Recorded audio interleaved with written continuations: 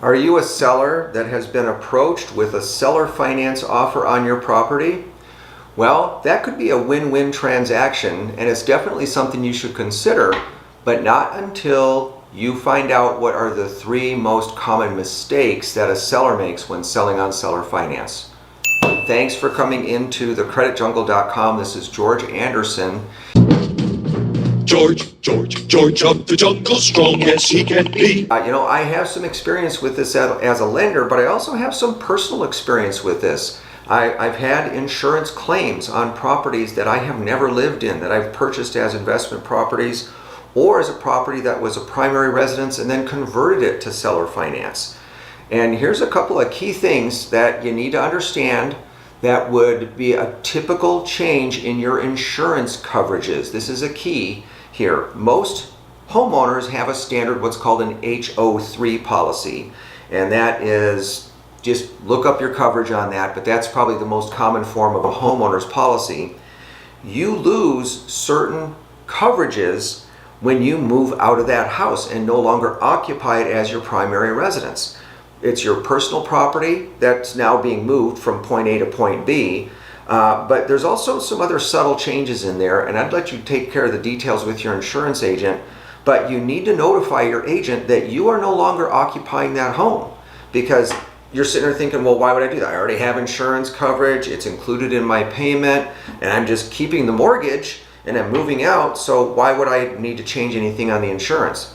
Because your insurance company may not honor any damage that would be caused by a tenant to the structure because you didn't notify them that you're not there. So once you've done that and you maybe have limited some of the coverage on the home because you've converted it to the insurance company is just going to call it a rental. They don't get into the details of what type of contract you had, if it's a lease option, contract for deed, all-inclusive trust deed, or a warranty deed with a subject to clause into it.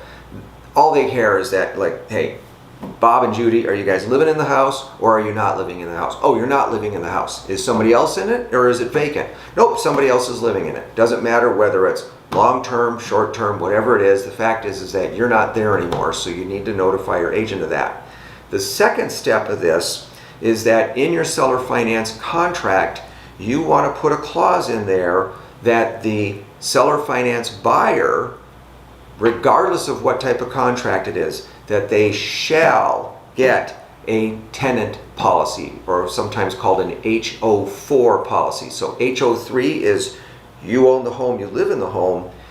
Now you've moved out, you're going to change some coverages there. Let your insurance agent know that, hey, I'm not there anymore, my mortgage is still in place, you're going to continue to get the policy renewals and everything else, but you need to notify them of the change of the status of the home, and then the seller finance buyer, when they get their tenant policy or renter's policy in there, that will basically fill the gaps that are caused by you changing yours to a tenant policy.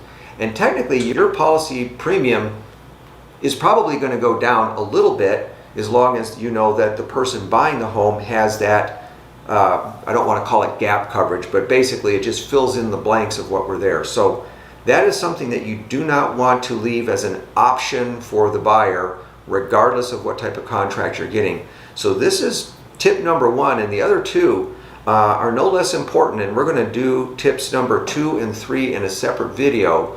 So hopefully this is helpful to you. I think seller finance is a great opportunity for a seller to leverage some of the equity that they have in their home and use their current home, the cash flow from that current home, to subsidize the payment that's probably going to be a higher payment on the next home.